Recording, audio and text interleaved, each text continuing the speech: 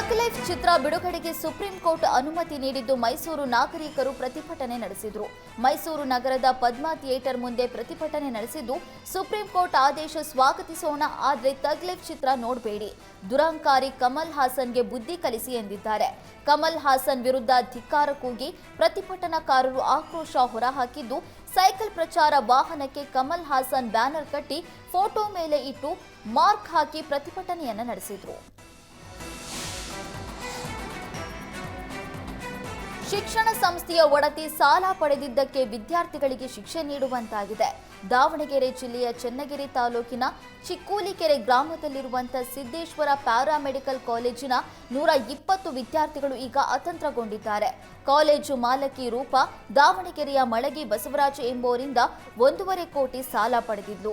College ಕಟ್ಟಡ ಇರುವ ಜಾಗ ಕ್ರಯದ ಪತ್ರ ಮಾಡಿಸಿ ಅಡಮಾನ ಇಟ್ಟು ಸಾಲವನ್ನ ಪಡೆದಿದ್ಲು. ಆದರೆ ಸಾಲ ಮರುಪಾವತಿಗೆ ಕಾಲಾವಕಾಶ ಕೇಳಿದ್ರು ಬಸವರಾಜು ಕೇಳ್ತಾ ಇಲ್ಲ.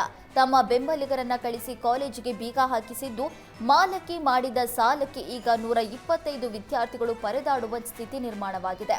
ಕಳೆದ ಭಾನುವಾರ ಏಕಾಏಕಿ ಕಾಲೇಜಿಗೆ ಬೀಗ ಹಾಕಿಸಿದ್ದ ಆರೋಪ ಕೇಳಿ ಬಂದಿದ್ದು, ಕಾಲೇಜು ಆವರಣದಲ್ಲಿ ಸಿಸಿ ಕ್ಯಾಮೆರಾ ಧ್ವಂಸಗೊಳಿಸಿ ಬೀಗ ಹಾಕಿದ್ದಾರೆ ಎನ್ನಲಾಗ್ತಿದೆ.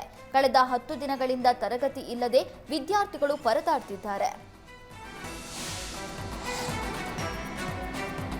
ಹಾಸನ ಜಿಲ್ಲೆಯ ಜಿಲ್ಲಾಧಿಕಾರಿ ಸಿ ಸತ್ಯಭಾಮರನ್ನ ವರ್ಗಾವಣೆ ಮಾಡಿದ್ದು, ನೂತನ ಜಿಲ್ಲಾಧಿಕಾರಿಯಾಗಿ ಲತಾ ಕುಮಾರಿ ಕೆಎಸ್ರನ್ನ ನೇಮಕ ಮಾಡಲಾಗಿದೆ. ಬೆಂಗಳೂರು ಗ್ರಾಮಾಂತರ ಜಿಲ್ಲೆಯ ಸಿಇಒ ಆಗಿದ್ದ ಲತಾ ಕುಮಾರಿಯನ್ನ ಈಗ ಹಾಸನ ಜಿಲ್ಲಾಧಿಕಾರಿಯಾಗಿ ನೇಮಕ ಮಾಡಲಾಗಿದೆ. ಹಾಸನದಲ್ಲಿದ್ದ ಸತ್ಯಭಾಮರನ್ನ ಸಮಗ್ರ ಶಿಕ್ಷಣ ರಾಜ್ಯ ಯೋಜನಾ ನಿರ್ದೇಶಕರಾಗಿ ವರ್ಗಾವಣೆ ಮಾಡಲಾಗಿದೆ. 2024-25ನೇ ಸಾಲಿನ ಎಸ್ಎಲ್ಸಿ ಫಲಿತಾಂಶ ಕುಸಿತ ಹಿನ್ನೆಲೆ ಎಚ್ಚೆತ್ತುಕೊಂಡ ಶಿಕ್ಷಣ ಇಲಾಖೆ 60%ಕ್ಕಿಂತ ಕಡಿಮೆ ಫಲಿತಾಂಶ ಬಂದಿರುವ ಶಾಲೆಗಳ ಮೇಲೆ ಕ್ರಮಕ್ಕೆ ಸೂಚನೆ ನೀಡಿದೆ. ಖಾಸಗಿ ಅನುದಾನಿತ ಶಾಲೆಗಳ ಕಡಿಮೆ ಫಲಿತಾಂಶ ಬಂದಿರೋದ್ರಿಂದ ಶಿಕ್ಷಕರ ಮೇಲೆ ಕ್ರಮ ಕೈಗೊಳ್ಳುವುದಕ್ಕೆ ಮುಂದಾಗಿದೆ. ಯಾವ ವಿಷಯಗಳಲ್ಲಿ ಫಲಿತಾಂಶ ಕುಸಿತ ಕಂಡಿದೆ ಆ ವಿಷಯದ ಶಿಕ್ಷಕರ ಮೇಲೆ ಕ್ರಮಕ್ಕೆ ಸೂಚನೆ ನೀಡಲಾಗಿದೆ. ಶಾಲಾ ಶಿಕ್ಷಣ ಇಲಾಖೆಯಿಂದ ಖಡಕ್ ಆದೇಶ ಹೊರಡಿಸಿದ್ದು, ಫಲಿತಾಂಶ ಕುಸಿತ ಕಂಡ ಶಾಲೆಯ ಶಿಕ್ಷಕರ ವಾರ್ಷಿಕ ಬಡ್ತಿಗೆ ತಡೆ ನೀಡಲಾಗಿದೆ.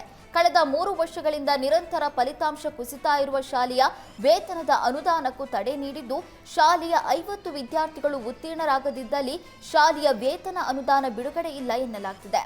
ಅಲ್ಲದೆ ಇದ್ಯಾವುದನ್ನು ಪಾಲಿಸದೆ ನಿರಂತರವಾಗಿ ಫಲಿತಾಂಶ ಕುಸಿತಗೊಳ್ತಾ ಇರುವ ಶಾಲೆಗಳ ವಿರುದ್ಧ ಬಿಇಒ ಸಕ್ಷಮ ಪ್ರಾಧಿಕಾರಕ್ಕೆ ವರದಿ ನೀಡಿ ಫಲಿತಾಂಶ ಕಡಿಮೆ ಬಂದಿರುವ ಶಾಲೆಗಳಿಗೆ ಕಾರಣ ಕೇಳಿ ನೋಟಿಸ್ ಅನ್ನು ಜಾರಿಗೊಳಿಸಲಾಗಿದೆ.